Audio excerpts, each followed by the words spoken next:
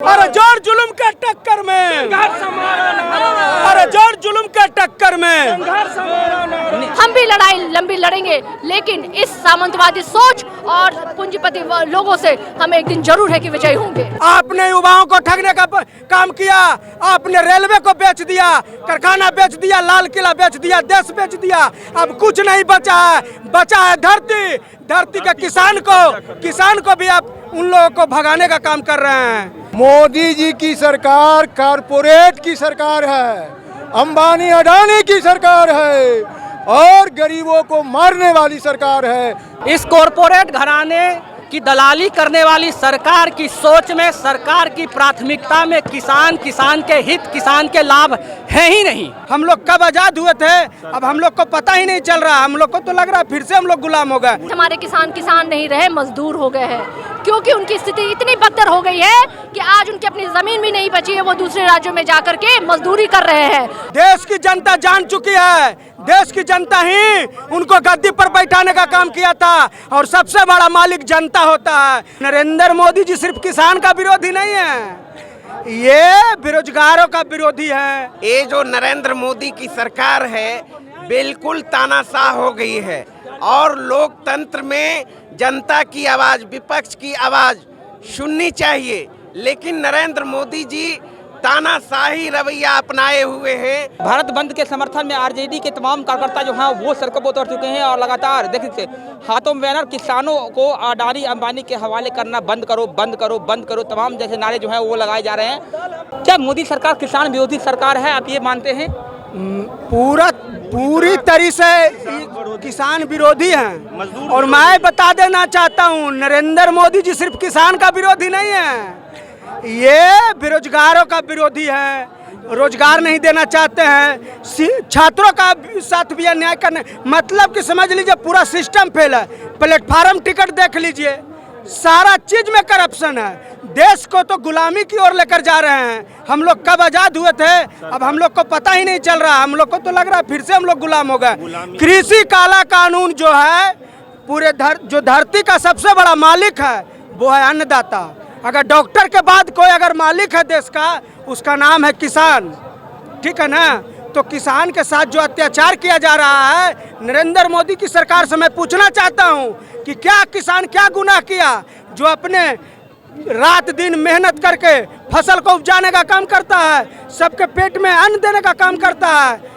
अगर हम एक दिन भूखा रहेंगे तो जी नहीं सकते हैं, लेकिन हम लोग कुछ खरीदने के लिए अगर हम चाहते हैं, नहीं भी खरीदेंगे तो हम लोग जी सकते हैं। लेकिन जिस तरह से नरेंद्र मोदी की सरकार कृषि काला कानून वापस नहीं ले रही है, मैं बता देना चाहता हूं इस निकम्मी सरकार को और नरेंद्र मोदी को कि जब तक हम लोग का मांग पूरा नहीं होगा, हम लोग महागठबंधन के जितने भी साथी हैं, सारे लोग हम लोग रोड पर उतरे हुए हैं और हम लोग का जन संघर्ष जारी रहेगा। हम लोग का सदन में भी हमारे नेता माननीय श्री तेजस्वी प्रसाद यादव जी आवाज उठाने का काम करते हैं। बिहार ही नहीं, देश के भी बातों को रखने का काम करते हैं। पूरा युवा राजद टीम आज पटना की धरती पर हम लोग उतरने का काम किए हैं, तेजस्वी प्रसाद यादव जी के नेतृत्व में और जगदानाथ सिंह जी के निर्देशन पर। मोदी सरकार को उखाड़ फेंकेंगे आप लोग? क्यों नहीं उखाड़ फेंकेंगे, अरे उखाड़ फेंकेंगे। देश की जनता जान चुकी है, देश की जनता ही उनको गद्दी पर बैठाने का काम किया था और सबसे बड़ा मालिक जनता होता है। अगर जनता जिस दिन चाहेगा इस पूंजीपतियों को, अडानी को और इस जो टाटा बिरला, जो अंबानी के जो लोग हैं गुजरात में बैठकर जो पूरा देश को चला रहे हैं, मैं इनको बता देना चाहता हूं नरेंद्र मोदी जी, आपने युवाओं को ठगने का काम किया। आपने रेलवे को बेच दिया, कारखाना बेच दिया, लाल किला बेच दिया, देश बेच दिया। अब कुछ नहीं बचा है, बचा है धरती के किसान को भी आप उन लोगों को भगाने का काम कर रहे हैं। तो मैं बता देना चाहता हूं, यह इतना बड़ा पाप नहीं लीजिए नरेंद्र मोदी जी, क्योंकि आप देश के सबसे ऊंचे स्थान पर बैठे हुए हैं। आपको सबके बारे में सोचना होगा और सबको एक तरह से एक तराजू पर आपको रखकर नापना और तौलना होगा। लेकिन आपने देश को बर्बाद कर दिया, अपने देश को गुलामी की ओर ले जाने का काम किया। मैं बता देना चाहता हूं, जब तक ये काला कानून वापस नहीं लिया जाएगा, हम लोग रोड पर हम लोग संघर्ष करते रहेंगे। इनकलाब जिंदाबाद, जिंदाबाद, जिंदाबाद। अरे जोर जुल्म के टक्कर में, अरे जोर जुल्म के टक्कर में। नीतीश जी के लिए क्या कहेंगे? नीतीश जी कहीं समर्थन नहीं करते हुए दिखाई दे रहे हैं। मैं बता देना चाहता हूं, कहीं ना कहीं सब लोग एक ही थाली के चट्टे बट्टे हैं, ठीक है ना। मैं बता देना चाहता हूं, सदन में वो कि पारित कर दिया जाए, मैं समर्थन में हूं, लेकिन उन लोग का सब बात होता है क्या किसान के लिए? किसान के साथ नहीं है नीतीश जी? किसान के साथ हैं कि नहीं है वो न जानेंगे। हम लोग महागठबंधन के साथी पूरे तन मन धन से हम लोग किसान के लिए खड़े हैं, रहेंगे। कौन क्या कह रहा है? सरकार पासवान जी है, आरजेडी प्रवक्ता है। पिछले 1 साल से सरकार और किसान जो है बातचीत कर रही है, लेकिन बातचीत पूरी नहीं हो पा रही है, तालमेल नहीं बैठ पा रहा है सरकार का। तो क्या अंजाम होगा इसका? अगर सरकार और तो किसान में जो तालमेल नहीं बैठ पा रही है, तो क्या इसका अंजाम निकल कर सामने आएगा? पिछले 10 महीनों से किसान जो है लगातार दिल्ली के बॉर्डर पर प्रदर्शन कर रही है, और ये वर्तमान मोदी सरकार जो है सुनने का नाम नहीं ले रही है। ये शर्म की बात है, ये दुख की बात है। जिस देश में 70% आबादी आज भी किसानी पर निर्भर करता है, जो देश जो जय जवान जय किसानों की देश मानी जाती है, और हमारे किसानों की बातों को सरकार सुनने को तैयार नहीं है। और राष्ट्रीय जनता दल हमेशा ही किसानों के सम्मान में सड़कों पे उतरी है, और आगे भी हम उतरते रहेंगे जब तक ये तीनों काले कानून सरकार वापस नहीं ले लेती है। लेकिन सरकार तो इस कानून को किसान के हित में बता रही है, आप लोग बता रहे हैं काले कानून है। किस हिसाब से काले कानून है? 2006 में ही बिहार से एपीएमसी मार्केट समाप्त हो गई। तो आप मुझे डेटा निकाल के दे दीजिए कि हमारे कितने किसान जो है वो अडानी और अंबानी बन गए। आप हमें डेटा निकाल के दीजिए कि कितने किसान की स्थिति जो है सुधर गई, हमारे कितने किसान जो है करोड़पति बन गए। आप देख लीजिए, आज हमारे किसान नहीं रहे, मजदूर हो गए हैं, क्योंकि उनकी स्थिति इतनी बदतर हो गई है कि आज उनकी अपनी ज़मीन भी नहीं बची है, वो दूसरे राज्यों में जाकर के मजदूरी कर रहे हैं। तो जब हम जान रहे हैं कि ये जो तीनों बिल हैं किसान विरोधी बिल है, तो हम कैसे उसका समर्थन करें? हम जानते हैं कि इससे किसानों का कोई भला नहीं है, किसान स्वयं चाहते हैं कि उनका कोई भलाई नहीं, और यही कारण है कि किसान सड़कों पे हैं और राष्ट्रीय जनता दल उनके साथ, उनके समर्थन में उनकी लड़ाई लड़ रही है। हम जानते हैं कि हमारी लड़ाई उन पूंजीपतियों से है, उन सामंतवादी सोच से है, लेकिन हम थकेंगे नहीं, हम हारे नहीं। जिस तरीके से कि आज़ादी की लड़ाई बहुत लंबी लड़ी, लेकिन अंततः अंग्रेजों को भारत छोड़ के जाना पड़ा, हम भी लड़ाई लंबी लड़ेंगे, लेकिन इस सामंतवादी सोच और पूंजीपति लोगों से हम एक दिन जरूर है कि विजयी होंगे। चलिए लगातार जो हैं आरजेडी के कार्यकर्ता जो हैं, आरजेडी के नेता जो हैं, वो सरकार के खिलाफ हल्ला बोल दिया। प्रशांत मंडल जी हमारे साथ आरजेडी प्रवक्ता है। सरकार और किसान के बीच में तालमेल नहीं बैठ पा रही है, ऐसे में बड़ा सवाल कि आखिरकार ये किसानों का आंदोलन जो है वो कहाँ तक पहुँच पाएगा, और क्या सरकार जो है किसानों की बातों को मानेगी या नहीं? देखिए, 10 महीने से किसान आंदोलित है, दिल्ली के बॉर्डर पर संघर्ष कर रहे हैं। आप कह रहे हैं सरकार और किसान में बन नहीं रही है। किसान तो लगातार मांग कर रहे हैं कि सरकार हमें बुलाए, हमसे बातचीत करे, बिना शर्त बातचीत करे।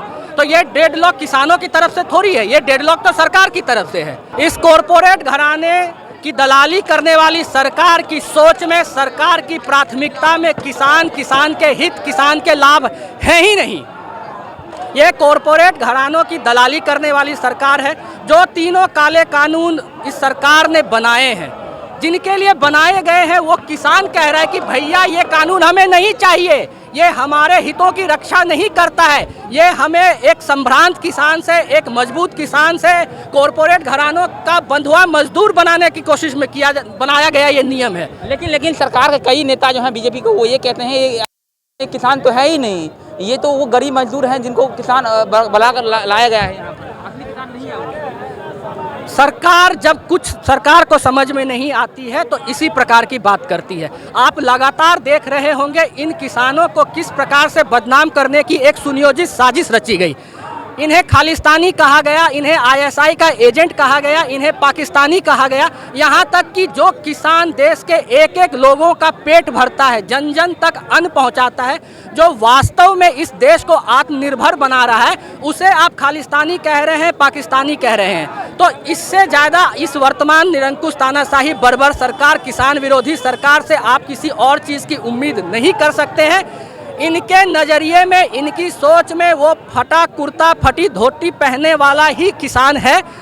इन्हें पता नहीं है कि पंजाब, हरियाणा, पश्चिमी उत्तर प्रदेश के किसान बहुत संभ्रांत हैं, अधिक जोत में खेती करते हैं। तो इन लोगों की उनकी जो ठसक है, जो एक तरह से वो जो आत्मनिर्भर है, इसी आत्मनिर्भरता के खिलाफ ये कानून लाया गया है और उन्हें कॉरपोरेट घरानों का बंधुआ मजदूर बनाने की कोशिश की जा रही है। लगातार ये थे हमारे साथ आरजेडी प्रवक्ता प्रशांत मंडल जी, और लगातार सरकार के खिलाफ, मोदी सरकार के खिलाफ जो है वो अब किसानों ने हल्ला बोल दिया है।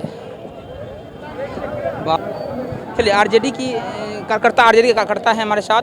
ये बताइए, सरकार और किसान के बीच में पिछले 1 साल से तालमेल जो है वो नहीं बैठ पा रही है, बातचीत पूरी नहीं हो पा रही है, तो क्या इसका अंजाम होगा आगे जाकर? किसान जो है लगातार 1 साल से सड़क पर डटे हुए हैं। किसान के साथ लोग आ रहे हैं, हमारी जो पार्टी है वो पूरी तरीके से उनके साथ है, और मोदी जी को भी चाहिए कि किसान का साथ दे। किसान के बिना देखिए देश अधूरा क्या है कि हम भारत की कल्पना तक नहीं कर सकते, और उनको तो ये बिल, किसानों की बात मान लेनी चाहिए। जब वो कोई भी अगर उनके जो है कार्यकर्ता के वजह से कोई अगर अच्छी बातें होती है या कोई महल बनाना होता है, वो अंबानी अडानी को पैसा देने से पहले नहीं सोचते हैं। लेकिन उनके लिए किसान भाई लोगों को कितनी परेशानी झेलनी पड़ रही है।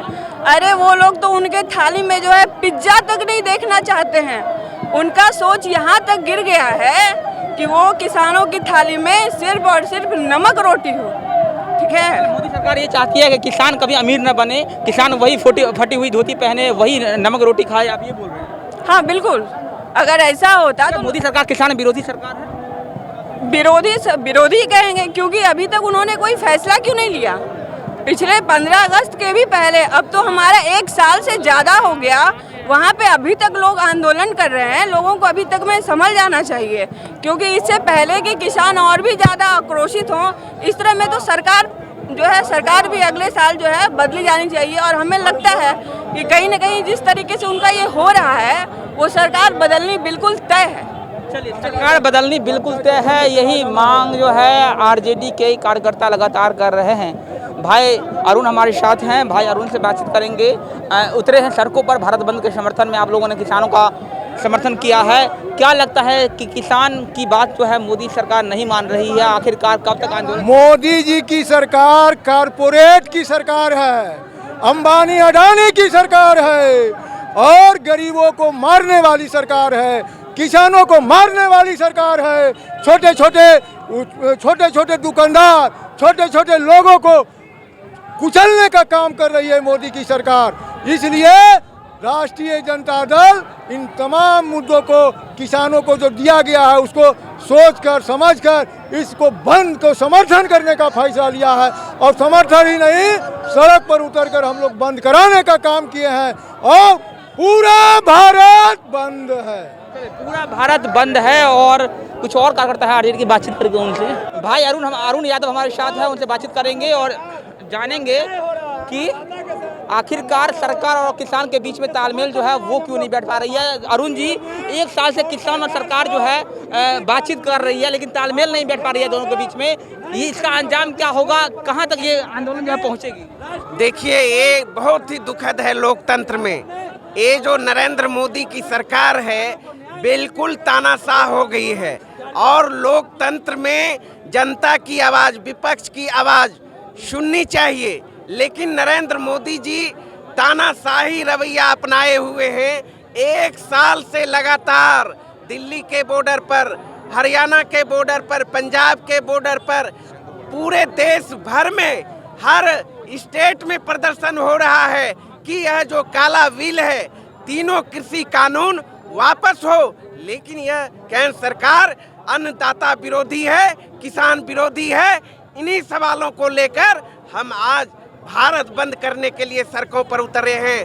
बिहार में पूरा बिहार चक्का जाम है, चप्पा चप्पा बंद है, स्वतः स्फूर्त है। केंद्र सरकार के खिलाफ पूरा लोगों में आक्रोश है, किसानों में, नौजवानों में, आम लोगों में। आज बिहार की जनता भी सड़कों पर है। माननीय नेता तेजस्वी प्रसाद यादव जी के आह्वान पर, जगदा बाबू के निर्देशन में आज राजद का कार्यकर्ता, युवा राजद का कार्यकर्ता, महागठबंधन का कार्यकर्ता आज डगबंगला चौराहे पर है। विभिन्न हिस्से में शांतिपूर्ण तरीके से अपनी लोकतांत्रिक मांग को लेकर बंद करने का काम किए हैं और भारत बंद स्वतः स्फूर्त और ऐतिहासिक रहा, सफल रहा है और इससे केंद्र सरकार को सबक लेनी चाहिए। और जो हमारी मांग है किसानों की, नौजवानों की, युवाओं की, आम लोगों की, उस मांग को अविलंब पूरा करना चाहिए, नहीं तो देश की जनता सब देख रही है। आने वाले चुनाव में, आने वाले समय में भारतीय जनता पार्टी और केंद्र सरकार को मुंहतोड़ जवाब देने का काम करेगी।